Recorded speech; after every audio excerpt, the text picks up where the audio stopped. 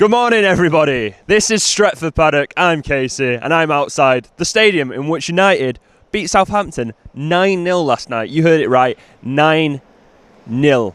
9 goals, nil. You probably haven't heard of Southampton losing 9-0 before, but you probably hear it a lot more now that they've done it twice. But let's put it this way. United last night showed desire, they showed a will to win, they showed the fact that once they were 5 goals up, they weren't stopping. Once they were 6 goals up, they weren't stopping. You saw in the last 3 minutes of that game, they were determined to get that 9th goal and equal the record that they had set for 9-0 versus Ipswich, and Leicester had equalled with 9-0 versus Southampton. So it was a really great game.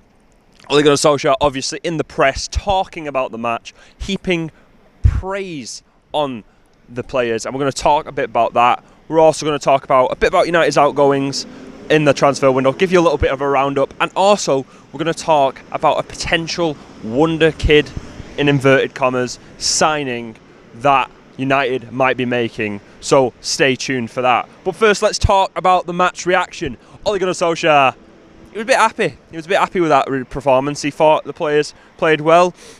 He was heaped praise on Luke Shaw, Martial obviously getting among the goals after a very hard drought that a lot of fans, including myself, thought he should be doing better in the chances he'd been given. But last night he really took his chances. His first goal especially was fantastic, taking it on his chest and hitting it hard into the top of the net. Solskjaer commented on Fred at left back with one of my favourite quotes from last night.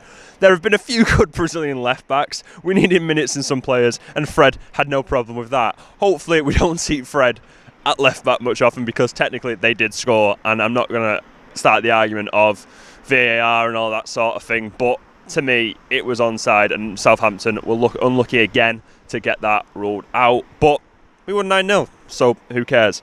Ole Gunnar Solskjaer commented on the rules as well. He was talking about the second sending off. He said that it shouldn't have been sending off. They've got to take that rule away, because obviously Bednarek didn't mean to catch Martial. He kind of saw him running through, made what was a soft challenge, and because of the rules of him denying a goal scoring opportunity and not really making an attempt for the ball, he saw red.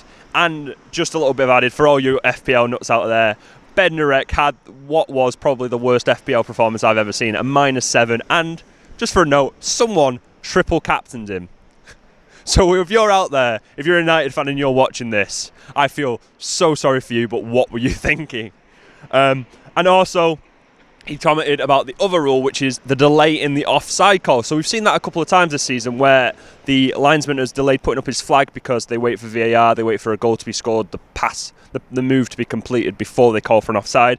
And Wan-Bissaka obviously made a tackle on Danny Ings, and afterwards was sort of limping around, had a bit of an injury, looked like he was a bit hurt, but he seemed to shake it off afterwards. But Ole Gunnar Solskjaer has called for that rule to be changed, because it could lead to players making unnecessary tackles and getting injured. So yeah, lots of praise. We have a lot of match reaction to that game. We have our 7 reasons. We have obviously all the fan cams last night, so make sure to check those out for more match analysis, match reaction, all the good stuff, that sort of thing. So moving on, transfers.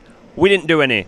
We did one, which was kind of agreed beforehand, but they kind of counted in the January transfer window, in the fact that the coronavirus has affected the January transfer window, that no one's made signings in terms of buys. Interesting stat. Apparently, Ajax spent more on Sebastian Haller than the entirety of La Liga spent on transfers. So if you wanted to see how coronavirus has affected it, that's a good thing. I've just given you something for a dissertation if you're doing anything on that. Anyway, moving on.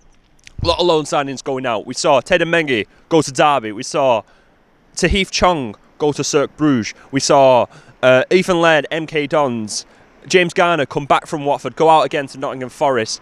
Big one, Jesse Lingard has gone to West Ham, and David Moyes has tipped him to recapture his form. I always thought Jesse Lingard offered a lot to United. I thought his work rate was good. Obviously, he was among the goals in that Mourinho season, where I think he got 8 goals, 5 assists. He always seemed to come on and save us in games. And I really hope that he does well at West Ham. He comes back, maybe has a place as a squad player, or he gets a move somewhere else. But I really hope that Jesse Lingard does well in that move. And finally, in terms of transfers, Marcus Rojo had his contract terminated and has moved to Boca Juniors on for either an undisclosed fee or probably free transfer. I don't know exactly what the whole situation is. That I saw an undisclosed fee. He's got his contract terminated, so there's a bit of a weird one. But he has moved, and after making 122 league appearances, left United with no red cards, and that's very interesting since I've seen him 2-foot people about 3 times. But we're moving on. That was our round of the transfers.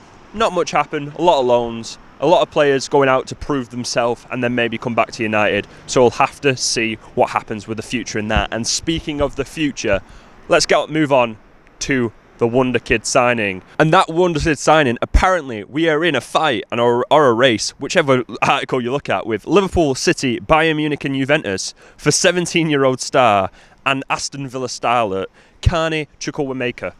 Now, I'm not going to say I have ever heard of this guy before.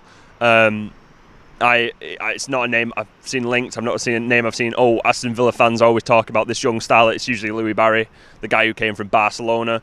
But apparently we are in a sort of race to sign him, probably for the academy for the future. Having a look at his stats, he's played 13 times this season, 11 times in the Premier League 2 times in the EFL Trophy, and he has 2 assists. Pretty much all I can say about him. Never seen him play, but he'll be one, I think, that if we sign him, goes into the academy, one for the future, along with what we've seen in the past with Hannibal Majibri and all our other signings that we've made there, who are ones for the future. We've invested a lot into our youth academy. And speaking of our youth academy, as always, Dave Pritt and Jay Motti will be bringing you our academy review today. Make sure you check it out. It's always interesting. Dave knows a lot about youth football, and I mean a lot. If you want to know anything about United youngsters, just honestly watch that. Listen to Dave Pritt talk. He knows so much, and it's so interesting. So make sure you check that out. And that is all of our news. I'm just going to say, again, 9-0. What a result. What a performance. A real bounce back, everything of that. But hopefully, it's a happy mood from now on for United fans. So again, I have been Casey. This has been Stretford Paddock, and I'll see you next time.